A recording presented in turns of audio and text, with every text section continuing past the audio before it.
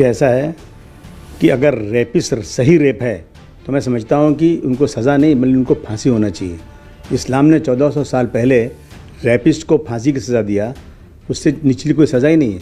परंतु मैं देख रहा हूँ कि बार बार समाजवादी पार्टी का नेता मुसलमान ये दिखाया जाए कि मुसलमान है, समाजवादी पार्टी का रहता है। मैं पूछता हूँ ये समाजवादी पार्टी या मुसलमान दिखाने की ज़रूरत क्या है? जो भी शख्स ऐसा है, ये जानबूझ करके मुसलमानों को, समाजवादी पार्टी को बदनाम करने की एक बहुत बड़ी साजिश चल रही है। आपने देखा अतीक का, अशरफ का जो मर्डर हुआ उसमें पुलिस को क्लीन चिट मिल गई है। कैसे मिल सकती है? एक पूरी दुनिया के लोगों ने देखा है कि पुलिस की कस्टडी में मारा गया है और मारने वाले लोगों पे कोई गोली नहीं चली है, उसको आराम से मारने का चांस दिया गया। क्यों हम किसी को वो नहीं डिफेंड नहीं कर रहे हैं। अगर अतीक अहमद, अशरफ अहमद के खिलाफ गुनाह था तो उनको सज़ा दिलाना चाहिए, फांसी की सज़ा भी हो सकती है कोर्ट के ज़रिया, लेकिन पुलिस सज़ा नहीं दे सकती या किसी आदमी सज़ा नहीं दिलवाया जा सकता। पूरी दुनिया जानती है कि ये मैनेज करके किया गया।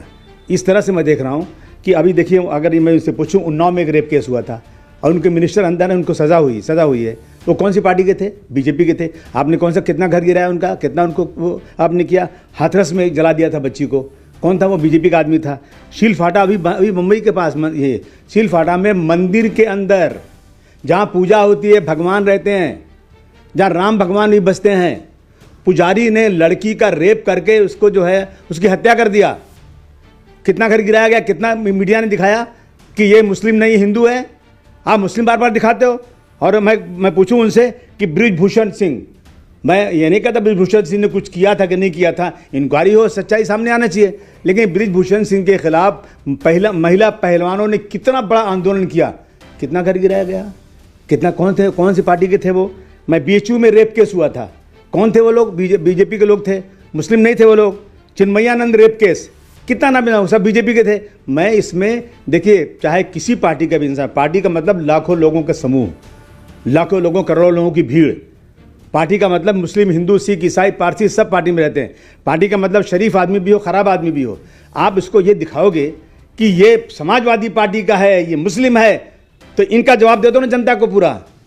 ये जो क्राइम जो है ना, धर्म के नाम पर, पार्टी के नाम पर नहीं, जो क्राइम कर रहा है उसको सजा दीजिए। अखिलेश जी ने जो मांग किया है वो इसलिए मांग किया है कि बार बार आप वो कर रहे हो, अभी तक प्रूफ तो हुआ ही नहीं है। आपने घर तोड़ने का कौन से संविधान में लिखा हुआ है?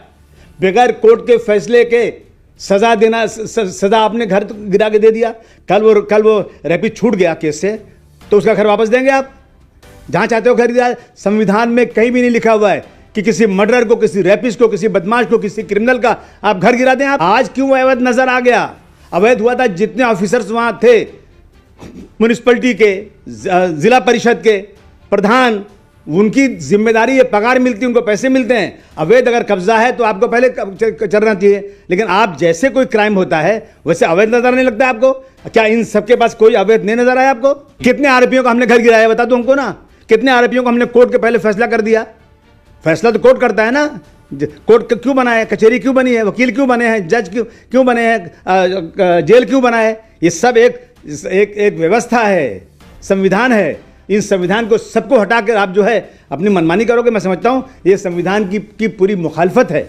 अखिलेश जी ने अगर ये बात किया है तो अखिलेश जी ने अपने राज्य में, मायावती जी से कहिए, अपने राज्य में अखिलेश जी ने किसी का घर नहीं गिरा दिया इस तरह से, बगैर प्रूफ हुए सजा नहीं दे दिया। किसी घर गिराया नहीं आज तक। आप घर गिरा रहे, एक तो गरीबों के पास घर नहीं है, आप घर गिरा रहे हैं उनको। बड़े से बड़ा जुर्म हो, आप सजा दीजिए उनको कैसे लाके।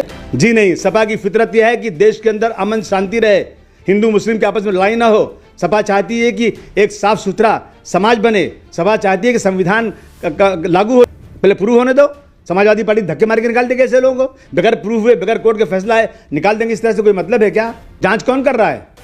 जांच वही लोग कर रहे हैं जो सिर्फ इस देश में समाजवादी पार्टी के खिलाफ और मुसलमानों के खिलाफ रोजाना एक नहीं। पीड़िता का बयान मानता, बहुत सारी पीड़िता ऐसी हैं जिनको समझा बुझा के बुलाया जाता है। मुख्यमंत्री से 5 मिनट में मुलाकात हो जाती है, लोग चिल्लाते हैं मिलने के लिए, मुलाकात नहीं होती है। ये मुख्यमंत्री के पास जाकर फौरन बात कर लेती है। मैं उस पीड़िता के साथ हूँ, पीड़िता को इंसाफ मिलना चाहिए, परंतु जो देश का संविधान का प्रोसीजर है उसको अडॉप्ट करते हुए।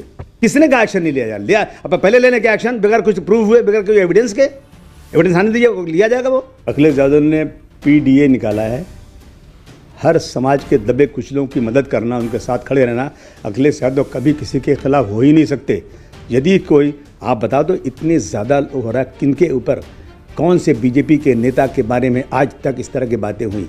हमें दुख इस बात का है कि हम तो कह रहे हैं कि हो सकता है वो गुनहगार हो, लेकिन आप जितने फास्ट एक्शन लेते हो, आप ये दिखाना चाहते हो कि समाजवादी पार्टी का है इसलिए आप एक्शन ले रहे हैं। आपकी पार्टी का है तो आपको दिखता नहीं? अपना चेहरा न देखा गया आपसे, बेवजह आईना तोड़ कर रख दिया।